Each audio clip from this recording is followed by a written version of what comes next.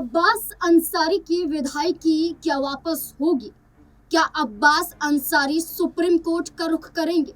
क्या अब्बास अंसारी इन 6 महीने के भीतर अपनी विधायकी वापस डंके की चोट पर लेकर रहेंगे? जैसे राहुल गांधी ने एक लड़ाई लड़ी थी, राहुल गांधी पर मोदी सरनेम के तहत मामला दर्ज करवाते हुए गुजरात हाई कोर्ट से एक आदेश सामने आया था और राहुल गांधी को 2 साल की सजा सुनाई गई थी और उनकी सांसदी रद्द हो गई थी। लेकिन राहुल गांधी ने सुप्रीम कोर्ट का रुख किया और राहुल गांधी के समर्थन में फैसला आया। 2 साल की सजा को निरस्त किया गया और उनकी सांसदी बरकरार रही। राहुल गांधी की लड़ाई और राहुल गांधी की एक बड़ी जीत हुई। एक बार फिर ये माना जा रहा है कि न सिर्फ राहुल गांधी बल्कि लड़ाई लड़ी गई अब्दुल्ला आजम के जरिए, लड़ाई लड़ी गई आजम खान के जरिए, लड़ाई लड़ी गई अफजाल अंसारी के जरिए। जहां आजम खान की मुश्किलें बढ़ जाती हैं, आजम खान पर भी हेट स्पीच मामले के तहत मुकदमा दर्ज करवाया जाता है। सलाखों के पीछे आजम खान कई मामलों के तहत बंद हैं। अब्दुल्ला आजम की बात करें तो अब्दुल्ला आजम पर भी मामला दर्ज करवाया गया था, उनकी भी विधायकी रद्द हो गई थी। फर्जी जन्म प्रमाण पत्र मामले को लेकर ये कहा गया था कि अब्दुल्ला आजम के पास 2 जन्म प्रमाण पत्र हैं, जिसके बाद उनको भी सजा सुनाई गई थी, उनकी भी विधायकी रद्द हुई थी। और अब अब्दुल्ला आजम को राहत सुप्रीम कोर्ट से मिलती है, जिसमें तमाम आरोपों से बरी कर दिए जाते हैं।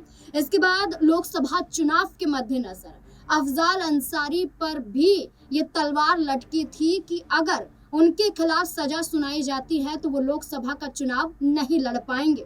उन पर भी खतरा मंडराया था, लेकिन लोकसभा चुनाव के मद्देनजर अफजाल अंसारी को राहत मिल जाती है और चुनाव में अफजाल अंसारी उतर जाते हैं और गाजीपुर से समाजवादी पार्टी के सांसद बन जाते हैं।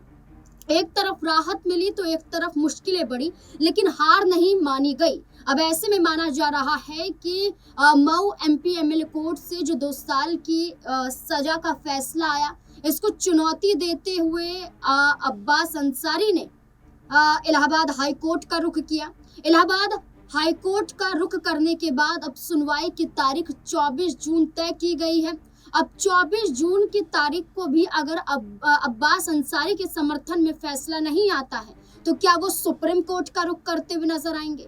अगर अब्बास अंसारी पर ऐसे ही खतरा बरकरार रहता है, उनकी विधायकी वापस नहीं होती है, तो क्या अंसारी परिवार का जो गढ़ कहा जाता है 27 साल से जहां सिर्फ और सिर्फ अंसारी परिवार ने राज किया है, तो क्या खात्मा हो जाएगा अंसारी परिवार का, अंसारी राज का? तो ऐसे में माना जा रहा है कि विकल्प कई हैं। ये कहा गया कि मऊ सदर विधानसभा सीट पर लगातार अंसारी परिवार राज करता रहा है। 1996 में पहली बार मुख्तार अंसारी ने बीएसपी के टिकट से यहाँ पर चुनाव लड़ा और चुनाव जीत लिया। इसके बाद से अब तक सिर्फ अंसारी परिवार का ही चेहरा इस सीट पर रहा है, चुनाव जीता है और वहां से एक बड़ा मुकाम हासिल किया है। तो 27 साल यहाँ पर लगभग देखा जाए तो अंसारी परिवार को हो गया है। अब ये चर्चा है कि अगर अब्बास अंसारी की मुश्किलें कम नहीं होती हैं तो यहाँ से चुनाव कौन लड़ेगा? क्या चुनाव उनकी माँ अफसा अंसारी लड़ेंगी? तो कहा गया कि उन पे पहले से ही मामले दर्ज हैं, तो ऐसे में उनका चुनाव लड़ना मुश्किल हो सकता है। इसके बाद चर्चा हुई कि निखत अंसारी जो अब्बास अंसारी की पत्नी है वो चुनाव लड़ेंगी, तो उन पर पहले से ही सजा है, उन पर पहले से ही आरोप हैं, तो ऐसे में उनका चुनाव भी लड़ना नामुमकिन माना जा रहा है। इस बीच में चर्चा ये चली कि क्या उनका भाई उमर अंसारी चुनाव लड़ सकता है, तो उमर अंसारी पर भी कई मामले हैं।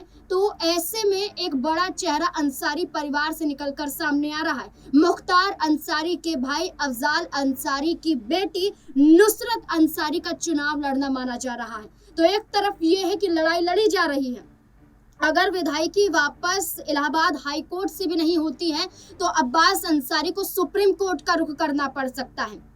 लेकिन दूसरी तरफ अगर ऐसा नहीं होता है तो अंसारी परिवार तैयार है कि अपने किले को ध्वस्त नहीं होने देगा, अपने गढ़ को अपने हाथों से छीनने नहीं देगा। अंसारी परिवार का चेहरा ही काफी है, नाम ही काफी है, इसलिए कई चेहरों का जिक्र हुआ और आखिर में कहा गया कि अगर कहीं विकल्प नहीं बचता है तो अफजाल अंसारी की बेटी नुसरत अंसारी यहाँ से चुनाव लड़ सकती हैं। आपको क्या लगता है इस पूरे मुद्दे को लेकर? अपनी राय कमेंट सेक्शन में जरूर दें। देखते रहें SPN9 न्यूज। धन्यवाद।